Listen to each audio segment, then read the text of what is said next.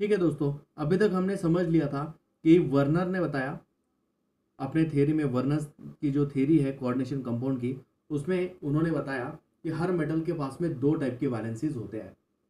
एक होती है प्राइमरी वैलेंसी, जिसे हमने ऑक्सीडेशन स्टेट बोला था, और वो प्राइमरी वैलेंसी हमेशा ही निगेटिवली चार्ज जो स्पीसीज है वो उसे न्यूट्रलाइज करने की कोशिश करते हैं। हमने देखा CO+3 को 3Cl यानी Cl3 हमने लिखा था है ना, 3Cl माइनस, उसे जब बैलेंस करते हैं, काउंटर बैलेंस करते हैं, तो COCl3 एक कंपाउंड बनता है, आयोनिक कंपाउंड, हमने उसे बोला था सॉल्ट। ठीक है। देन मैंने आपको बताया कि हर कॉम्प्लेक्स के अंदर जो मेटल होता है उसके पास में दूसरी टाइप की वैलेंसी भी होती है, उसे हम बोलते हैं secondary valency. And that secondary valency always balance either bye positively charge ligand और निगेटिवली चार्ज लिगैंड और न्यूट्रल लिगैंड, वो हमेशा बैलेंस करते हैं। हमने देखा कि जो कोऑर्डिनेशन नंबर होता है, कोऑर्डिनेशन नंबर का मतलब मैंने आपको समझाया था, number of coordinate bond present in the complex. जितने कोऑर्डिनेट बॉन्ड प्रेजेंट है यानी जितने लिगैंड प्रेजेंट है उतने कोऑर्डिनेट बॉन्ड, ठीक है, और जितने कोऑर्डिनेट बॉन्ड उतना ही आएगा उसका coordination number. And coordination number is nothing but secondary valency of the complex. यहां तक हम पहुंच गए थे।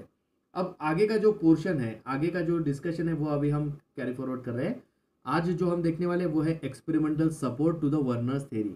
जी हाँ, वर्नर ने क्या बताया कि उसका जो स्ट्रक्चर होता है, कॉम्प्लेक्स का स्ट्रक्चर, उसे एक्सप्लेन करने के लिए उन्होंने एक एक्सपेरिमेंट परफॉर्म किया था, और वो एक्सपेरिमेंट का नाम था precipitation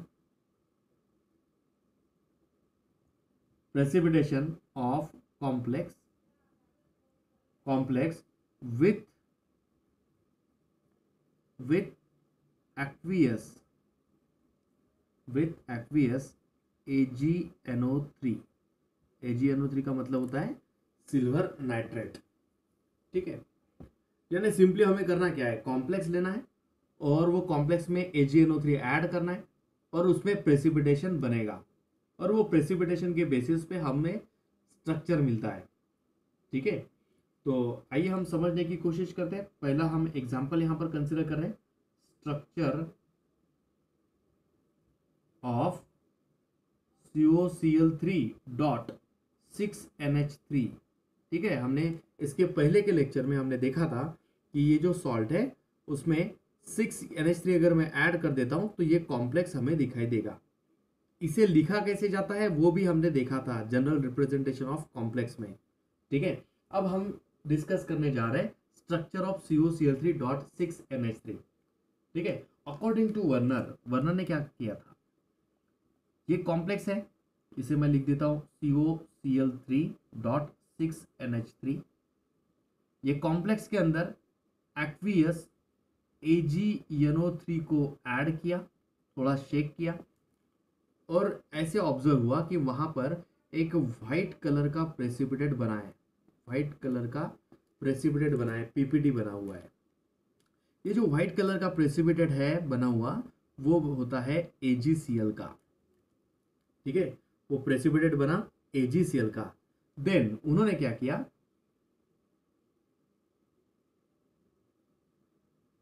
quantitative study. Quantitative study का मतलब क्या होगा, क्वांटिटेटिव स्टडी का मतलब क्या होता है, क्वांटिटेटिव स्टडी का मतलब होता है हमें क्वांटिटी पता करना है, कितना AgCl बना है। नो डाउट AgCl तो बना है क्योंकि व्हाइट प्रेसिपिटेट AgCl का ही होता है।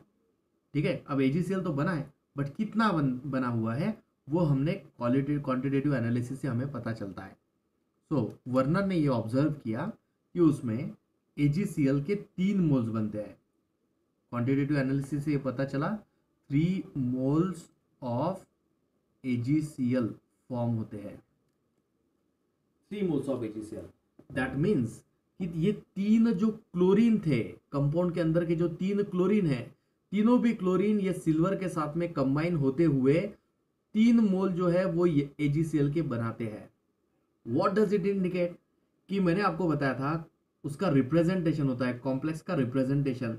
तो रिप्रेजेंटेशन में हम ऐसे लिख सकते हैं CO, ठीक है, NH3/6, लिगैंड को लिखा मैंने, स्क्वायर ब्रैकेट को कंप्लीट किया, और यहां मैं लिख देता हूं Cl3।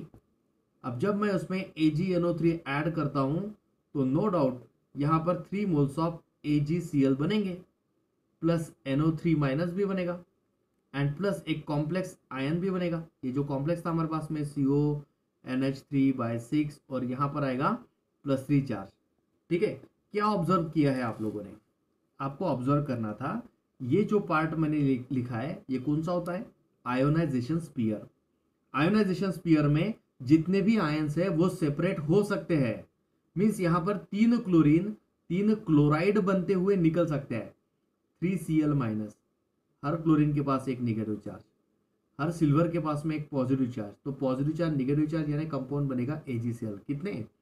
3। तो मैं यहाँ पर 3AgNO3 लिख देता हूँ। अब ये रिएक्शन हो जाएगी बैलेंस। इसका कहने का मतलब ये है, वर्नर का कहना ये था कि हम वो कॉम्प्लेक्स को इस फॉर्म में लिखेंगे। स्क्वायर ब्रैकेट के अंदर कोबाल्ट होगा मेटल, NH3 होगा एज अ लिगैंड, और ये तीनों भी जो क्लोरीन है वो बाहर है, और इसीलिए जब AgNO3 ऐड हुआ तो बाहर के जो है आयोनाइजेशन स्पीयर के जो क्लोरीन है वो सिल्वर के साथ रिएक्ट होते हुए 3 मोल्स ऑफ AgCl बना देते हैं। ये एक्सपेरिमेंट से सिर्फ इतना ही हमें समझ में आता है कि क्लोरीन की पोजीशन कहाँ है, स्क्वायर ब्रैकेट के अंदर है या स्क्वायर ब्रैकेट के बाहर है, क्योंकि जो रिएक्ट होता है वो हमेशा स्क्वायर ब्रैकेट के बाहर वाला जो पार्ट है वो रिएक्ट होता है सॉल्ट फॉर्मेशन में। ठीक है, और एक दूसरा एक्सपेरिमेंट हम समझने की कोशिश करते हैं। सपोज हमारे पास में COCl3 एक सॉल्ट था, उसमें हमने 4NH3 ऐड किए, तो यहां पर एक कॉम्प्लेक्स बनेगा COCl3.4NH3। अब इसका स्ट्रक्चर क्या है, एग्जैक्टली पोजीशन क्या होगी, स्ट्रक्चर पे हम आते हैं थोड़ी देर के बाद। इसकी एग्जैक्टली पोजीशन क्या होगी, कोऑर्डिनेशन स्फीयर के अंदर क्या क्या प्रेजेंट रहेगा, आयोनाइजेशन स्फीयर में क्या प्रेजेंट रहेगा, ये अगर हमें देखना है तो हमें AgNO3 को ऐड करना पड़ेगा। तो मैं क्या करता हूं, COCl3.4NH3 ये लिखा मैंने कॉम्प्लेक्स यहां पर। Now add aqueous AgNO3। हमें पता है कि जो कोऑर्डिनेशन स्फीयर के बाहर रहेगा आयोनाइजेशन स्फीयर में, वही सिर्फ सिल्वर के साथ में कंबाइन होते हुए AgCl में कन्वर्ट हो जाएगा। ठीक है, ये पहला पॉइंट। दूसरा पॉइंट क्या है कि हर मेटल की सेकेंडरी वैलेंसी फिक्स्ड होती है। कोबाल्ट की सेकेंडरी वैलेंसी कितनी होती है? 6, यानी हर कोबाल्ट जो है 6 लिगैंड के साथ में कंबाइन होता है। यहां हमने 4NH3 लिए हुए हैं और 3 हमारे पास में क्लोरीन है, यानी टोटल 7 हमारे पास में लिगैंड है। लेकिन कितने चाहिए हमें लिगैंड? टोटल 6 लिगैंड के साथ में वो कंबाइन हो सकता है। देयरफॉर हम ऐसे लिख सकते हैं कॉम्प्लेक्स को CONH3/4 Cl2 एंड एक क्लोरीन को मैंने बाहर लिखा। यहां से क्या समझ में आ रहा है कि कोबाल्ट 6 लिगैंड के साथ में रिएक्ट हुआ है। 6 में से 4 अमोनिया के थे, 2 क्लोरीन के थे। क्योंकि उसकी सेकेंडरी वैलेंसी फिक्स्ड होती है इसलिए 6 लिगैंड के साथ में वो कंबाइन होगा। यहाँ पर भी हमने 6 लिगैंड के साथ में उसे कंबाइन किया हुआ है, यहाँ पर भी 6 लिगैंड के साथ कंबाइन हुआ है। उसकी सेकेंडरी वैलेंसी फिक्स्ड है 6। ठीक है, नो अब आयोनाइजेशन स्फीयर में कितने क्लोरीन है? एक ही क्लोरीन है, यानी जब मैं यहाँ पर AgNO3 ऐड करूंगा तो कितने AgCl बनेंगे? एक ही AgCl बनेगा, क्योंकि एक ही क्लोरीन है आयोनाइजेशन स्फीयर में। तो यहां से ये फॉर्मूला क्लियर होता है कि हम इंस्टेड ऑफ दिस इसे ऐसे लिख सकते हैं। ठीक है, और हमें क्लैरिफिकेशन मिला है ये एक्सपेरिमेंट के थ्रू। नाउ अब हम आते हैं स्ट्रक्चर पे कि अकॉर्डिंग टू वर्नर हम स्ट्रक्चर को कैसे ड्रॉ करते हैं। फिर वर्नर ने बताया कि ये जो आयोनाइजेबल होने वाली वैलेंसीज है उसे डॉटेड लाइन से मेंशन किया जाए, यानी ऑक्सीडेशन स्टेट जो होती है उसे हम डॉटेड लाइन से मेंशन करते हैं, और जो लिगैंड के साथ में है उसे एक जो डार्क लाइन है उससे हम रिप्रेजेंट करते हैं। ठीक है, तो अगर मैं कॉम्प्लेक्स कंसिडर कर रहा हूं, ये फर्स्ट जो हमने कंसिडर किया था, ठीक है, इसका एग्जांपल लिख रहा हूं CONH3/6 एंड Cl3। इसका स्ट्रक्चर कैसे आएगा? तो अकॉर्डिंग टू वर्नर कोबाल्ट तो सेंट्रल मेटल आयन है, तो वो तो ऑफ कोर्स सेंटर में प्रेजेंट रहेगा। ठीक है, ये जो 3 क्लोरीन आयोनाइजेशन स्पीयर में है, वो 3 क्लोरीन सिर्फ क्यों है? क्योंकि कोबाल्ट के पास में जो +3 चार्ज था उसे न्यूट्रलाइज करने के लिए है। तो ये प्राइमरी वैलेंसी को इंडिकेट कर रहा है, एंड प्राइमरी वैलेंसी हमेशा इंडिकेट होती है डॉटेड लाइन से, अकॉर्डिंग टू वर्नर। हाँ, यहाँ पर मैं Cl लिख रहा हूँ, यहाँ पर मैं डॉटेड लाइन से दूसरा Cl लिख रहा हूँ, और ये आएगा एक और Cl। ठीक है, तो डॉटेड लाइन से जो मैंने मेंशन किया है 3 क्लोरीन को, वो प्राइमरी वैलेंसी है। नाउ सेकेंडरी वैलेंसी यानी कोऑर्डिनेट बॉन्ड बनेगा अमोनिया के साथ में, अमोनिया कोऑर्डिनेट बॉन्ड बनाता है ना। तो वो तीनों भी मैं एज इट इज ऐसे लिख देता हूँ। एक यहाँ पर आएगा NH3, ये दूसरा NH3, ये तीसरा NH3, ये चौथा NH3 आएगा, ये पांचवा, और ये छठवा NH3 आएगा। तो 6 अमोनिया के मॉलिक्यूल थे हमारे पास एज अ लिगैंड। तो मैंने डार्क लाइन से ये शो किया कोऑर्डिनेट बॉन्ड को, और यहाँ पर डॉटेड लाइन से प्राइमरी वैलेंसी को इंडिकेट किया है। Ammonia indicating secondary valencies and chlorine indicating primary valencies. ठीक है, तो अकॉर्डिंग टू वर्नर हम ऐसे स्ट्रक्चर को ड्रॉ कर सकते हैं। बट क्वेश्चन ये आता है कि ये स्ट्रक्चर बताया वर्नर ने, और क्या हम इसे मान लेंगे कि यही स्ट्रक्चर होगा कंफर्म? वर्नर ने बताया और हम कैसे माने? ठीक है, ऐसे हम कैसे माने इन द सेंस कि कुछ साइंटिस्ट ने क्वेश्चन अराइज किए कि क्यों वर्नर जी, आपने तो बता दिया कि ये स्ट्रक्चर ऐसा हो सकता है कॉम्प्लेक्स का, लेकिन क्या सच में ऐसा कॉम्प्लेक्स होगा? कोई प्रूफ है आपके पास में? तो वर्नर के पास में कोई आंसर नहीं था। तो आप कैसे बोलोगे कि ये स्ट्रक्चर है कंफर्म, ये प्राइमरी वैलेंसी है, सेकेंडरी वैलेंसी है, कैसे दिखता है वो कॉम्प्लेक्स एक्चुअली? क्वेश्चन पूछे गए, लेकिन वर्नर के पास में आंसर नहीं था। एक और क्वेश्चन पूछा गया, क्या ये कॉम्प्लेक्स स्टेबल है? जो आपने बताया वो कॉम्प्लेक्स स्टेबल है कि नहीं है, इसकी स्टेबिलिटी कितनी है? तो स्टेबिलिटी का जो आंसर है वो भी वर्नर के थ्योरी से नहीं मिलता है। तो यहाँ 2 क्वेश्चन मेन अराइज होते हैं वर्नर के थ्योरी से, जिसे हम ड्रॉबैक बोल सकते हैं।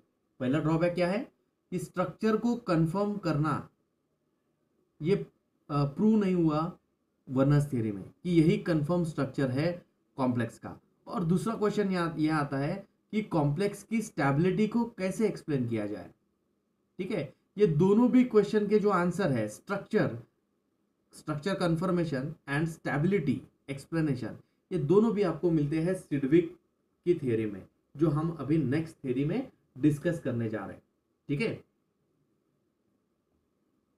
आइए अब हम समझते हैं सिडविक थ्योरी। जैसा मैंने आपको बताया कि सिडविक थ्योरी के 2 मेन पॉइंट्स है। पहला कौन सा? स्ट्रक्चर क्या होगा कॉम्प्लेक्स का, और दूसरा पॉइंट कौन सा है? That is how to explain stability of the complex. पहला हम कंसिडर करते हैं पॉइंट स्ट्रक्चर। स्ट्रक्चर को कैसे ड्रॉ करें, ये बहुत बड़ा क्वेश्चन अराइज हुआ था वर्नर्स के थ्योरी से। तो सिडविक ने बताया क्यों ना हम ये स्ट्रक्चर को लेविस के जैसे ड्रॉ करें। ठीक है, जैसे लेविस स्ट्रक्चर होते हैं उसमें हम बॉन्ड को शो करते हैं, ठीक है, उसमें हम चार्जेस को शो करते हैं। सिमिलरली हम यहाँ पर कॉम्प्लेक्स का भी स्ट्रक्चर बना सकते हैं। फॉर एग्जाम्पल, जब कॉपर +2 आयन मैं यहाँ पर लेता हूँ और 4 अमोनिया के साथ उसे रिएक्ट करता हूँ, तो यहाँ पर एक कॉम्प्लेक्स बनता है कॉपर NH3/4, स्क्वायर ब्रैकेट को मैंने कंप्लीट किया और यहाँ पर +2 चार्ज ले लेता हूँ। ये +2 चार्ज मैंने एज इट इज लिखा, ये तो न्यूट्रल होता है, तो इसका चार्ज यहाँ पर रिटेन हुआ +2 चार्ज। ठीक है, अब इसका स्ट्रक्चर क्या होगा? तो सिडविक ने बताया जैसे हम लेविस स्ट्रक्चर को ड्रॉ करते हैं वैसे ही हमें स्ट्रक्चर को ड्रॉ करना पड़ेगा। तो इसे वर्नर जैसा लेविस में हम क्या करते हैं, एक स्क्वायर ब्रैकेट लिखते हैं, और स्क्वायर ब्रैकेट के अंदर सेंट्रल मेटल जो होता है उसे हम लिखते हैं सेंट्रल एटम को। तो यहाँ पर सेंट्रल मेटल आयन कौन सा है? कॉपर है, तो मैं यहाँ पर लिख देता हूँ कॉपर को। 4 अमोनिया प्रेजेंट है, तो इसे मैं लिख देता हूँ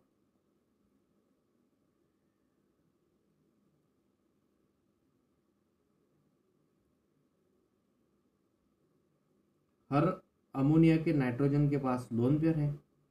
तो as we already discuss, electron pair donors को हम लिगैंड बोलते हैं, और जब वो एक ही एटम इलेक्ट्रॉन पेयर डोनेट करता है तो हमेशा कोऑर्डिनेट बॉन्ड बनेगा, और कोऑर्डिनेट बॉन्ड को हम एरो से रिप्रेजेंट करते हैं, तो हर नाइट्रोजन के थ्रू जो बॉन्ड बनेगा वो एरो से हम रिप्रेजेंट करेंगे। ये किसने बताया था? ये बताया था सिडविक ने, ठीक है। और यहाँ पर चार्ज आता है। देखिए ऐसे स्ट्रक्चर हम लेविस के लिए भी ड्रॉ करते हैं, लेविस स्ट्रक्चर में इलेक्ट्रॉन डॉट स्ट्रक्चर, ठीक है। ऐसे ही हम ड्रॉ करते हैं उसे, जो हमें स्ट्रक्चर मिलता है वो सेम मैनर में मिलेगा। सो ये पहला पॉइंट था कि structure of the complex is always resemble as that of Lewis structure, ठीक है। मैं यहाँ पर नोट करके आपको दे रहा हूँ।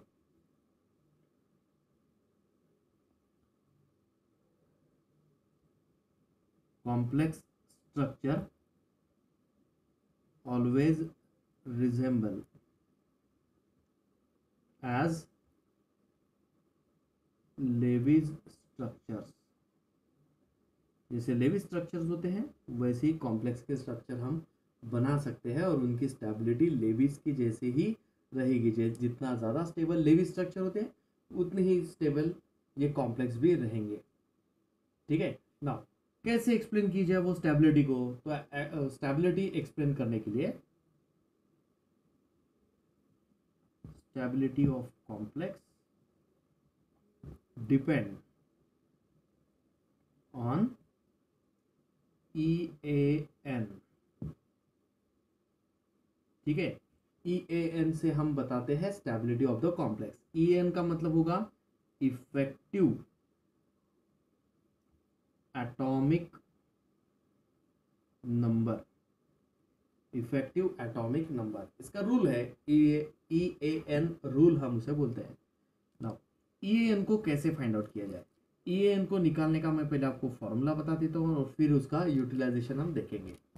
फॉर्मूला है atomic number of CMI, central metal ion का एटॉमिक नंबर हमें कंसिडर करना है, minus their oxidation state, metal की ऑक्सीडेशन स्टेट हम माइनस करेंगे, plus 2 into number of ligand, जितने लिगैंड प्रेजेंट होंगे हम उसे इंटू 2 करते हुए सम करते हैं, ठीक है। पहले हम एक एग्जांपल देखते हैं। ये फॉर्मूला है, ठीक है। ये फॉर्मूला हमें यूज करना है EAN का और हमें एक आंसर मिलेगा। अगर वो आंसर, इफेक्टिव एटॉमिक नंबर का मतलब क्या है? Atomic number. अगर वो atomic number, actual atomic number central metal ion का, अगर वो अप्रोक्सीमेटली सिमिलर होता है, यानी एग्जैक्टली सिमिलर भी हम बोल सकते हैं, exactly similar to inert gas configuration, अगर वो इनर्ट गैस कॉन्फ़िगरेशन को अचीव करता है तो हम बोलेंगे कॉम्प्लेक्स की स्टेबिलिटी है। Inert gases for example krypton consider कर लीजिए। क्रिप्टॉन का एटॉमिक नंबर कितना होता है? 36। तो हम क्या बोलते हैं? क्रिप्टॉन 36 है, दैट मीन्स कि ये कैसा है? स्टेबल है, ठीक है। ये इनर्ट गैस है, इनर्ट गैस है, क्रिप्टॉन इज इनर्ट गैस। और कैसा होता है? स्टेबल होता है। क्यों? क्योंकि उसके पास में 36 इलेक्ट्रॉन है, ऑक्टेट उसका कंप्लीट है, ठीक है। सिमिलरली अगर ये एडिशन, ये सब्ट्रैक्शन करने के बाद में हमें जो आंसर मिलेगा, EAN जो मिलता है, वो अगर आपको 36 मिलेगा या 54 मिलेगा, मीन्स इनर्ट गैस कॉन्फ़िगरेशन के जो एलिमेंट्स है ना, इनर्ट एलिमेंट्स, उनके जैसा अगर एटॉमिक नंबर आता है तो हम बोलेंगे कॉम्प्लेक्स स्टेबल है। अदरवाइज अगर उससे कम या ज्यादा इलेक्ट्रॉन हमें मिले तो कॉम्प्लेक्स विल बी अनस्टेबल, ठीक है। फॉर एग्जांपल मैं यहाँ पर एक एग्जांपल कंसिडर कर रहा हूँ, CONH3/6 और यहाँ पर मैं लिख देता हूँ +3। ना ये कॉम्प्लेक्स को हम समझने की कोशिश करते हैं। पहले हमें EAN निकालना पड़ेगा। सेंट्रल मेटल आयन कौन है? कोबाल्ट। कोबाल्ट का एटॉमिक नंबर कितना होता है? 27, माइनस उसकी ऑक्सीडेशन स्टेट कितनी है कोबाल्ट की? यहां अगर मैं कंसिडर करता हूं X + 0 = +3, क्योंकि इसके पास चार्ज है +3। मैं यहां पर लिख ही देता हूं X + 0 = +3, यानी X = +3 मिल रहा है।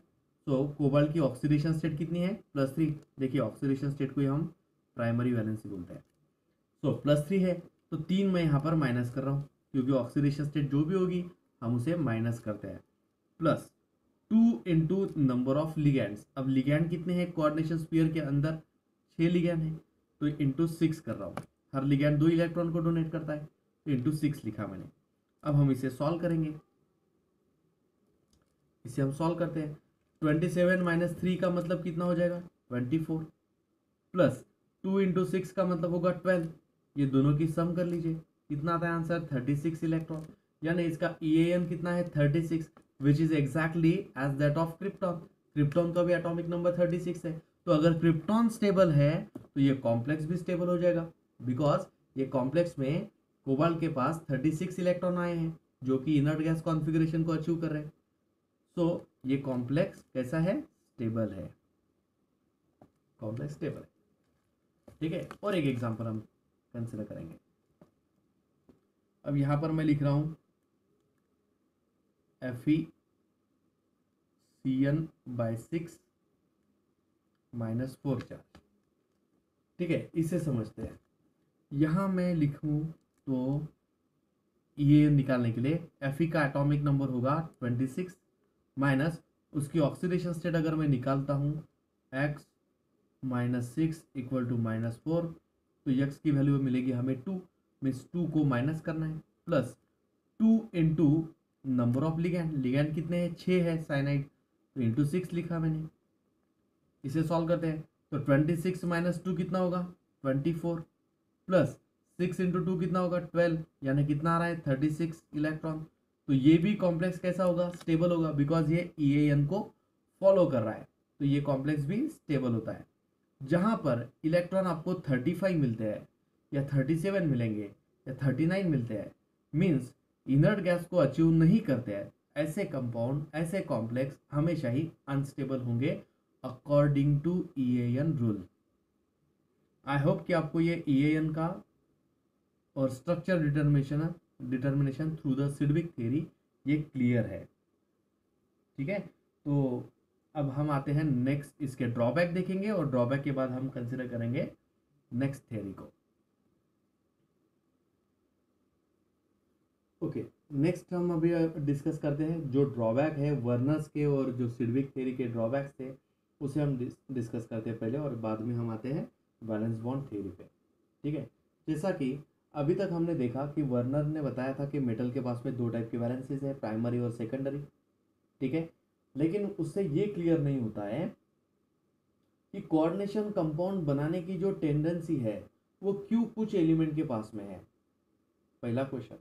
दूसरा क्वेश्चन हम ये कंसिडर कर सकते हैं कि ऐसे हमें कहाँ से पता चला कि अमोनिया जो जो लिगेंड हमने देखे थे स्ट्रक्चर के अंदर वो एक पर्टिकुलर डायरेक्शन से आते हैं। ठीक है, कैसे पता चलेगा कि वो कौन से डायरेक्शन से आ रहे हैं लिगैंड, आपने कैसे उसे असाइन कर लिया कि लिगैंड का नेचर डायरेक्शनल होता है, और कुछ जो कॉम्प्लेक्सेस है वो मैग्नेटिक नेचर के भी थे, ये कहाँ से पता चला कि वो मैग्नेटिक है या नॉन मैग्नेटिक है। ये जो छोटे छोटे क्वेश्चंस है इन्हें हम ड्रॉबैक कंसिडर कर सकते हैं, और ये सभी जो ड्रॉबैक्स है वर्नर्स थ्योरी के उसे इम्प्रूव किए गए। ठीक है, इम्प्रूव किए गए इन वैलेंस बॉन्ड थ्योरी। तो हम आते हैं थर्ड थ्योरी पे जिसका नाम है valence bond theory. Valence bond theory को हम शॉर्ट में लिखते हैं VBT।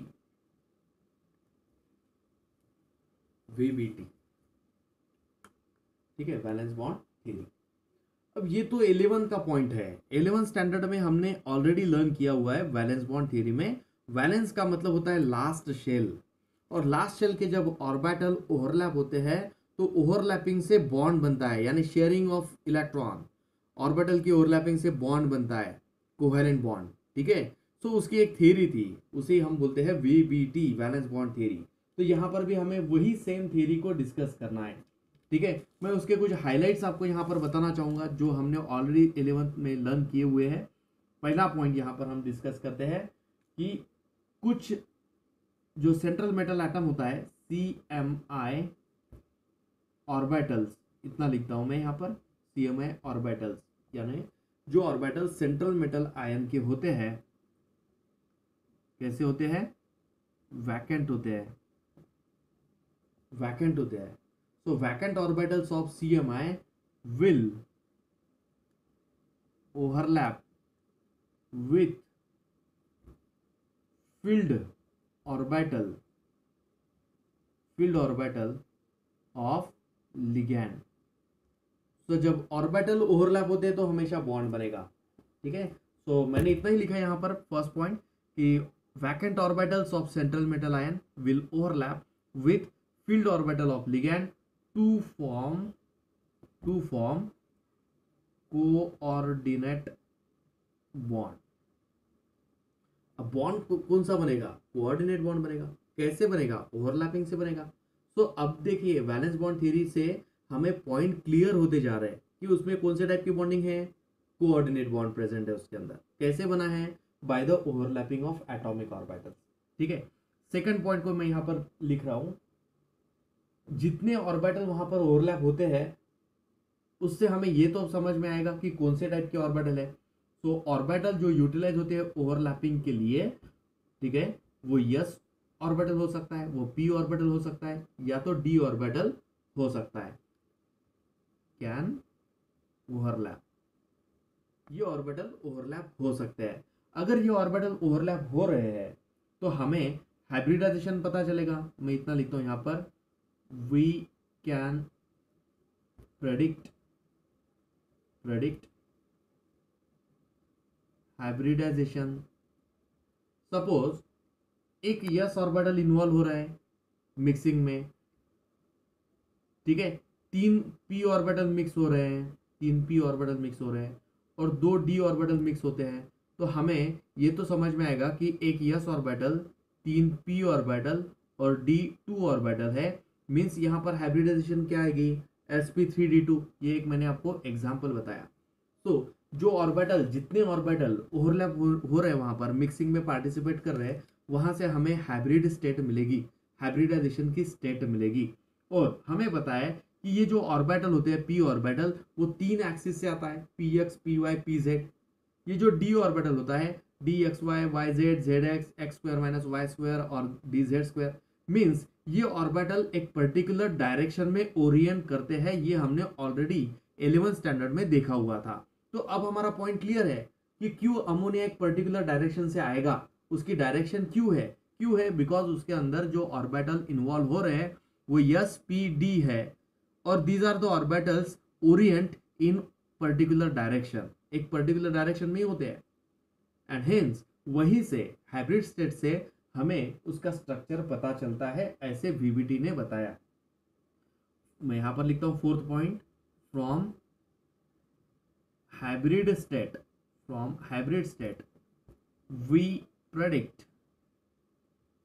we can predict structure, that is geometry of complex की ज्योमेट्री हम निकाल सकते हैं उस बेसिस पे, हाइब्रिडाइजेशन के बेसिस पे, ठीक है। जैसा यहां मैंने जो लिखा हुआ है एग्जांपल में, अगर ये sp3d2 या D2sp3 हमें मिलता है तो इसका कहना क्या होगा? ऑक्टाहेड्रल ज्योमेट्री आएगी, ऑक्टाहेड्रल, ठीक है। सपोज ये DSP2 हाइब्रिड स्टेट शो करता है तो इसे हम बोलते हैं square planar geometry, square planar DSP2। अगर हमें sp3 मिलेगा तो हम उसे टेट्राहेड्रल कह सकते हैं, टेट्राहेड्रल, ठीक है। लाइकवाइज हम वहां पर हाइब्रिड स्टेट से उसका स्ट्रक्चर, उसकी ज्योमेट्री, उसका जो शेप होता है वो हम प्रेडिक्ट कर सकते हैं, ऐसा वीबीटी ने बताया। So these are some important points of VBT. Now along with that, अब जो मेन टास्क है हमारा, आपको क्वेश्चन पूछा जाता है, explain the formation of this compound according to VBT. एक कॉम्प्लेक्स आपको दिया जाता है और उसका फॉर्मेशन हमें एक्सप्लेन करने के लिए पूछा जाता है। तो वो फॉर्मेशन को कैसे एक्सप्लेन किया जाए वीबीटी के फॉर्म में, ये बहुत बड़ा क्वेश्चन आता है। हर साल हम देखते हैं स्टूडेंट फेसिंग दिस प्रॉब्लम। तो मैंने क्या किया, ये वीडियो के थ्रू आपको स्टेप्स बता रहा हूँ। जब आप वो स्टेप को फॉलो करोगे, अल्टीमेटली उसका फॉर्मेशन जो है कॉम्प्लेक्स का आपके पास में आ जाएगा। तो मैं यहाँ पर लिखता हूँ next title, that is formation of complexes. Formation of complexes और कॉम्प्लेक्स बाय VBT। ये हमारा नेक्स्ट पॉइंट है, formation of complex by VBT। कैसे बताओगे आप फॉर्मेशन? तो फर्स्ट स्टेप मैं यहाँ पर बता रहा हूँ, ये आपको स्टेप फॉलो करना है। First step, right electronic configuration of CMI, ये फर्स्ट स्टेप है। ठीक है, पहले मैं स्टेप लिख देता हूँ और उसके बाद में हम एग्जैक्टली VBT को देखेंगे फॉर्मेशन कैसे होगा। Second point, find and remove electrons equals oxidation state, यानी सबसे पहले हमें ऑक्सीडेशन स्टेट को फाइंड आउट करना है और उतने नंबर में इलेक्ट्रॉन्स को रिमूव करना होता है। थर्ड पॉइंट, ड्रॉ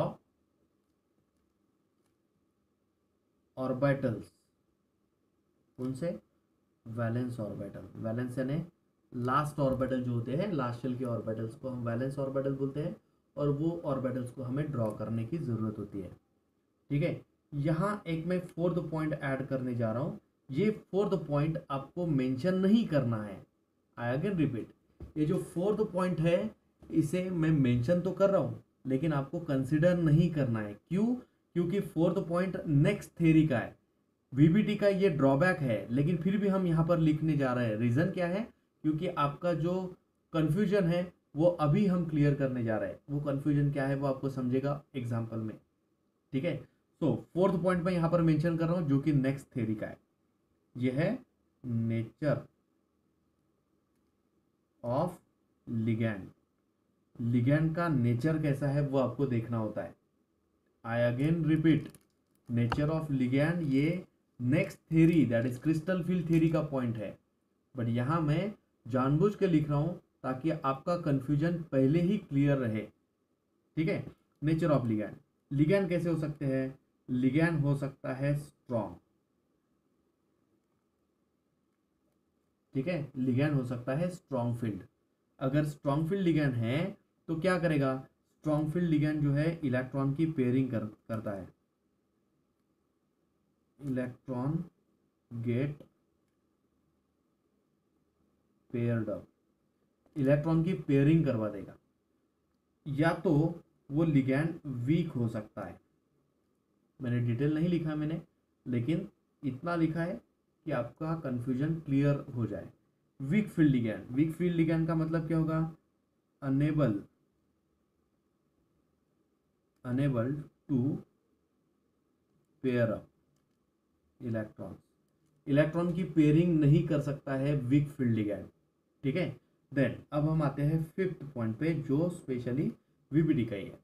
ठीक है, देन हम हाइब्रिड ऑर्बिटल्स कंसिडर करेंगे, लेकिन बिफोर दैट मैं यहाँ पर लिखता हूँ नंबर ऑफ लिगैंड, जितने हमारे पास लिगैंड होंगे equals to number of empty orbital. जितने लिगैंड हैं उतने ही नंबर में हमें एम्प्टी ऑर्बिटल्स लगेंगे। अगर 4 लिगैंड हमारे पास में है तो 4 हमें एम्प्टी ऑर्बिटल्स लगेंगे बॉन्ड फॉर्मेशन के लिए। ठीक है, और यहीं से हमें क्या मिलता है? हाइब्रिडाइजेशन मिलता है। और हाइब्रिडाइजेशन आया दैट मीन्स कि हम स्ट्रक्चर को एक्सप्लेन कर सकते हैं। ठीक है, these are the steps you have to follow it. ठीक है, मैं एग्जांपल बता देता हूँ आपको कि कॉम्प्लेक्स फॉर्मेशन को लिखना कैसे होता है, कैसे आप एक्सप्लेन करोगे बोर्ड के एग्जाम में। ठीक है, तो मैंने यहाँ पर एग्जांपल लिखा है फॉर्मेशन ऑफ NiCl4 और ब्रैकेट के ऊपर लिखा है मैंने -2। ये आयन है, हम इसे कॉम्प्लेक्स आयन बोलते हैं, इसलिए मैंने लास्ट में लिखा है आयन। ठीक है, पहले तो ये जो कॉम्प्लेक्स मैंने यहाँ पर लिखा है NiCl4 है ना, -2 चार्ज मैंने वहाँ पर लिखा हुआ है। तो ये कॉम्प्लेक्स का नाम क्या आएगा? ये कॉम्प्लेक्स का जो नाम आता है, नेम ऑफ कॉम्प्लेक्स, वो हमें सबसे पहले लिखना होता है। मैं यहाँ पर लिख देता हूँ टेट्रा साइनो, ठीक है, सॉरी साइनिडो टेट्रासाइनिडो निकेलेट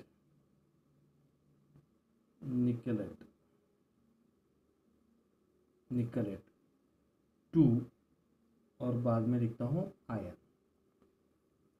ठीक है, तो ये कॉम्प्लेक्स जो हमने लिखा है NiCl4-2, इसका नाम आता है टेट्रासाइनिडो निकलेट 2 आयन।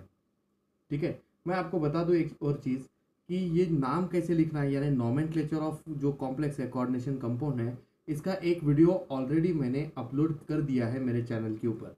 ठीक है, तो वो नॉमेनक्लेचर का पार्ट आपको वहाँ से कवर करना होगा। ठीक है, मैं डिस्क्रिप्शन बॉक्स में इसकी ये जो नॉमेनक्लेचर का पार्ट है वो वीडियो की लिंक वहाँ पर अपलोड कर रहा हूँ। ठीक है, पहले आप ये नॉमेनक्लेचर का पार्ट क्लियर करना, तब उसके बाद में आपको ये नॉमेनक्लेचर के सभी पॉइंट्स जो है वो क्लियर वहाँ पर हो जाएंगे ना। अब हम देखते हैं फॉर्मेशन कैसे हम एक्सप्लेन करते हैं वीपीटी के बेसिस पे। पहली स्टेप क्या बताई मैंने आपको, पहली स्टेप होती है कि जो सेंट्रल मेटल आयन है उसके एटॉमिक नंबर के बेसिस पे इलेक्ट्रॉनिक कॉन्फ़िगरेशन को लिखिए। अब यहाँ सेंट्रल मेटल आयन कौन सा है, निकेल है। निकेल का एटॉमिक नंबर क्या है, 28। उसका इलेक्ट्रॉनिक कॉन्फ़िगरेशन में अगर लिखूँ तो यहाँ लिखता हूँ मैं आर्गॉन, यानी 18 इलेक्ट्रॉन मैंने लिख दिया। उसके बाद हम लिखेंगे 3d8 और यहाँ लिखता हूँ मैं कॉमा 4s2। ठीक है, 18 + 2 20 + 8 28, तो 28 इलेक्ट्रॉन को हमने यहाँ पर लिख दिया ना। नेक्स्ट ये है कि हम ये कॉम्प्लेक्स में निकेल की ऑक्सीडेशन स्टेट फाइंड आउट करेंगे। तो NiCl4 हमारे पास था -2 चार्ज, यहाँ मैं निकेल का निकालना है ऑक्सीडेशन नंबर, ऑक्सीडेशन स्टेट, तो मैं यहाँ लिखता हूँ x। हर क्लोरीन का -1 चार्ज होता है, तो 4 क्लोरीन का यहाँ पर मैं लिख रहा हूँ -4 इक्वल टू, इसके पास चार्ज है -2, तो मैंने यहाँ पर लिख दिया -2। ये -4 को हम राइट साइड में लेके जाते हैं तो +4 होगा, यानी x इक्वल टू -2 + 4 बनेगा। -2 + 4 का मतलब कितना आएगा, +2, यानी यहाँ पर निकेल की ऑक्सीडेशन स्टेट कितनी है, +2 है।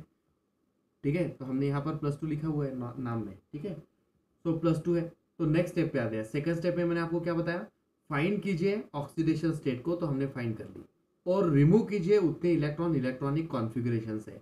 अब हमें 2 इलेक्ट्रॉन को रिमूव करना है। हमेशा इलेक्ट्रॉन हम s ऑर्बिटल से निकालते हैं, 4s से निकालेंगे क्योंकि ये आउटर में रहता है। ठीक है, तो यहाँ से 2 इलेक्ट्रॉन हम रिमूव करेंगे तो 4s खाली हो जाएगा, 4s 0 मिलेगा। ठीक है, so just write down, nickel +2 है, इसकी एटॉमिक नंबर, अब जो इलेक्ट्रॉन्स बचे हैं वो इलेक्ट्रॉन्स में यहाँ पर लिख रहा हूँ 6, 2 इलेक्ट्रॉन निकाल दिए मैंने। ठीक है, ये एटॉमिक नंबर नहीं है, मैंने 26 इलेक्ट्रॉन को लिखा है। इसका इलेक्ट्रॉनिक कॉन्फ़िगरेशन कैसे बनेगा फिर, argon, then 3d8 and 4s0 बनेगा। अब ये 4th ऑर्बिट है ना, 4th ऑर्बिट का s ऑर्बिटल है, 4th ऑर्बिट पे s ऑर्बिटल के साथ p ऑर्बिटल भी होता है, d ऑर्बिटल भी होता है और f ऑर्बिटल भी होता है। लेकिन ये सभी ऑर्बिटल कैसे हैं, फिक्स्ड है। ये सब ऑर्बिटल फिक्स्ड होते हैं, एम्प्टी है।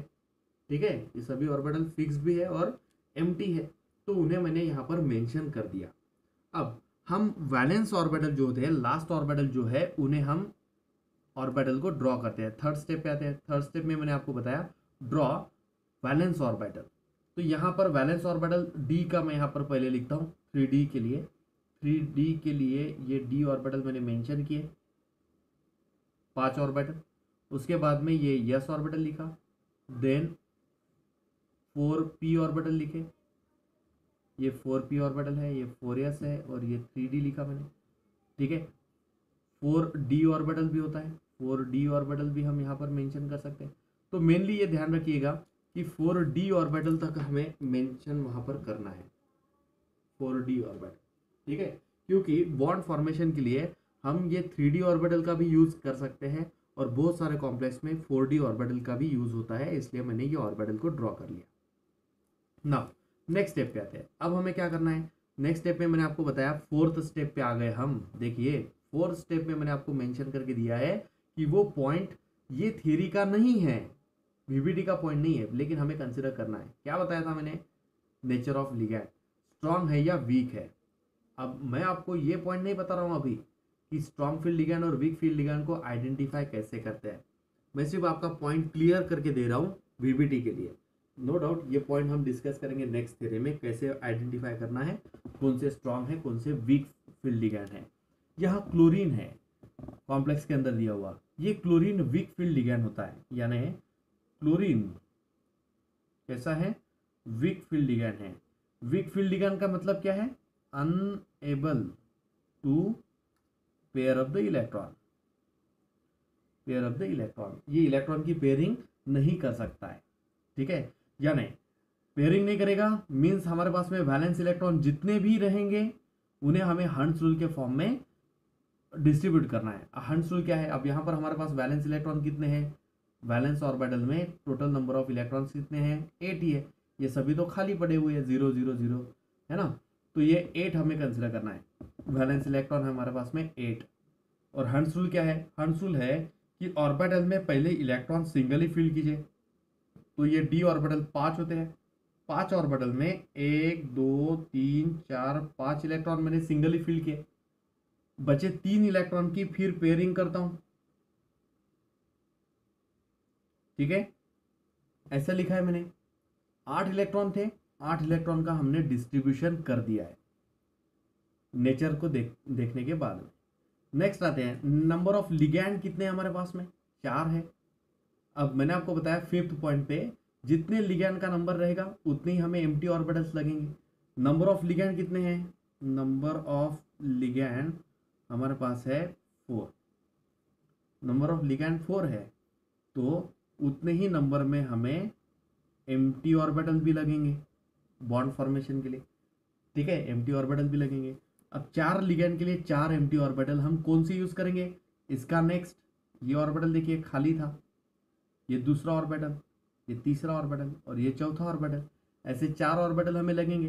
वो कौन से ऑर्बिटल है, एक 4s ऑर्बिटल है, एक 4s ऑर्बिटल है, ठीक है, और 3 p ऑर्बिटल है। तो ये जब मिक्सड अप होते हैं तो sp3 ये हमें हाइब्रिडाइजेशन स्टेट मिलती है, this is called hybridisation state, hybrid state, ठीक है।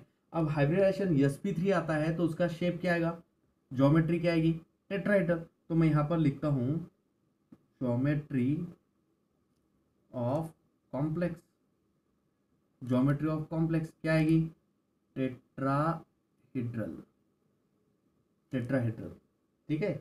इन दिस वे हमें फॉर्मेशन को एक्सप्लेन करना होता है, ठीक है। मैं वापस यहाँ पर आपको रिपीट करके दे रहा हूँ। पहला पॉइंट क्या होता है, नाम लिखिए, फिर इलेक्ट्रॉनिक कॉन्फ़िगरेशन लिखिए, फिर ऑक्सीडेशन स्टेट फाइंड आउट करो और उसमें से इलेक्ट्रॉन को रिमूव करो, फिर आउटर ऑर्बिटल को ड्रॉ कीजिए, वैलेंस ऑर्बिटल को, उसके बाद लिगैंड का नेचर देखिए, लिगैंड का नेचर देखिए, फिर अकॉर्डिंग टू अगर वीक फील्ड होगा तो इलेक्ट्रॉन की पेयरिंग नहीं होगी, हंट्स रूल फॉलो करना होगा, यानी इलेक्ट्रॉन को सिंगली फिल करना है और उसके बाद में पेयरिंग करना है। और अगर स्ट्रॉन्ग फील्ड लिगैंड होता है तो हर इलेक्ट्रॉन की हम पेयरिंग करवा देते हैं, ठीक है। देन नंबर ऑफ लिगैंड जितने होंगे उतने ही नंबर ऑफ एम्प्टी ऑर्बिटल्स, उसे मिक्सअप करते हैं, हाइब्रिड स्टेट मिलेगी और स्ट्रक्चर मिलता है, ठीक है। और एक हम एग्जांपल देखते हैं, जैसा ये सेम कॉम्प्लेक्स को रखेंगे, अभी मैंने ये जो कॉम्प्लेक्स लिखा था उसमें Cl लिखा था वीक फील्ड लिगैंड, अब मैं यहाँ पर Cl के बदले कोई दूसरा स्ट्रॉन्ग फील्ड लिगैंड यूज कर रहा हूँ, कार्बोनिल फॉर एग्जांपल CO, तो फिर ये क्या चेंज आता है, ठीक है, आइए समझने की कोशिश करते हैं। अब ये सेकंड एग्जांपल मैंने लिखा है NiCO/4, इसका नाम क्या आएगा, इसका नाम आता है सबसे पहले टेट्रा, ठीक है, हम इसका नाम लिखेंगे टेट्रा, और ये जो CO प्रेजेंट है यानी कार्बोनिल ग्रुप प्रेजेंट है तो हम लिखते हैं tetra carbonyl, tetra carbonyl, nickel, nickel, ठीक है। ऑक्सीडेशन स्टेट यहाँ पर होती है 0, रीजन क्या है, क्योंकि ये कार्बोनिल न्यूट्रल है, इसके पास में कोई चार्ज भी शो नहीं किया है, मीन्स ये निकेल का ऑक्सीडेशन स्टेट कितना होगा, 0 रहेगा। तो पहली स्टेप क्या है, फर्स्ट स्टेप है निकेल हमारा सेंट्रल मेटल आयन है, उसका इलेक्ट्रॉनिक कॉन्फ़िगरेशन लिख लीजिए। तो मैंने यहाँ पर आर्गॉन ये 3d8 एंड 4s2 ऐसा लिख दिया। फिर उसकी ऑक्सीडेशन स्टेट मैंने देखी 0 है, जीरो ऑक्सीडेशन स्टेट है, यानी इनमें से कोई भी इलेक्ट्रॉन हमें माइनस करने की जरूरत नहीं है। अब हम आते हैं थर्ड स्टेप पे। थर्ड स्टेप में हम लिगैंड को देखें तो लिगैंड है CO, यानी लिगैंड का जो नेचर है, nature of CO is strong field. Next theory में हम डिस्कस करेंगे कैसे स्ट्रॉन्ग फील्ड नेचर का है। अब अगर ये स्ट्रॉन्ग फील्ड नेचर का है तो इसकी कैपेसिटी क्या है? स्ट्रॉन्ग फील्ड लिगैंड क्या करता है? पेयर्ड इलेक्ट्रॉन की पेयरिंग करवाएगा, ठीक है। ऑर्बिटल ड्रॉ नहीं किया हमने, लिख देता हूँ यहाँ मैंने लिखे है ये निकल, और फिर हम ये 3D ऑर्बिटल्स को हम ड्रॉ कर लेते हैं। 1 2 3 4 5, ये 4s ऑर्बिटल रहेगा, 4p ऑर्बिटल होगा 0, 4d होगा 0, 4f होगा 0, ठीक है। ये मैंने 4s को लिखा, 4s, ये 3d and then 4p orbital and then 4d orbital, ठीक। ना लिगैंड कैसा हमारे पास में? स्ट्रॉन्ग फील्ड है। कैपेसिटी क्या है उसकी? इलेक्ट्रॉन की पेयरिंग करवा सकता है। कितने वैलेंस इलेक्ट्रॉन हमारे पास में? टोटल 8 और ये 2, टोटल हमारे पास में 10 इलेक्ट्रॉन है अभी ये कॉम्प्लेक्स में। तो 10 इलेक्ट्रॉन के पेयरिंग हो जाएगी तो 5 इलेक्ट्रॉन बनेंगे, 5 पेयर बनेंगे, ठीक है। और ये पांचों भी पेयर 3D ऑर्बिटल में रहेंगे। ये एक पेयर, ये दूसरी पेयर, ये तीसरी पेयर, ये चौथी पेयर और ये पांचवी। तो 10 इलेक्ट्रॉन के 5 इलेक्ट्रॉन पेयर मैंने यहाँ पर बनवा दिए। क्यों? क्योंकि लिगैंड कैसा था हमारे पास में? स्ट्रॉन्ग फील्ड लिगैंड था। नाउ नेक्स्ट स्टेप पे आते हैं। नेक्स्ट स्टेप में हम क्या कंसिडर करते हैं? Number of ligand equal to number of empty orbital, number of empty orbital, ठीक है। कितने लिगैंड हमारे पास में? 4 लिगैंड है, तो कितने ऑर्बिटल्स हमें लगेंगे? लिगैंड हमारे पास में 4 है, तो नंबर ऑफ एम्प्टी ऑर्बिटल भी हमें 4 लगेंगे। कौन से यूज करेंगे हम? इसके नेक्स्ट यूज करेंगे, जो फील्ड है लास्ट उसके नेक्स्ट यूज करेंगे। ये एक ऑर्बिटल, ये दूसरा ऑर्बिटल, ये तीसरा ऑर्बिटल, ये चौथा ऑर्बिटल, ठीक है। ऐसे मैंने यहाँ पर लिखा है। अब यहाँ पर भी हमने एक s ऑर्बिटल यूज किया है, 4s ऑर्बिटल एक यूज किया है, और 3 p ऑर्बिटल हमने यूज किए हुए हैं, 3 p ऑर्बिटल हमने यूज किया है। तो यहाँ पर जो हमें हाइब्रिड स्टेट मिलेगी वो क्या मिलेगी? sp3। ये क्या है? हाइब्रिडाइजेशन है। देखिए ये पॉइंट को आपको नोट करना है अच्छे से, ठीक है। हाइब्रिडाइजेशन हमें मिली है sp3। sp3 है तो उसका जो स्ट्रक्चर है या ज्योमेट्री है वो क्या आएगी? टेट्राहेड्रल, ठीक है। इन दिस वे हम कोई भी कॉम्प्लेक्स का फॉर्मेशन हम एक्सप्लेन कर सकते हैं।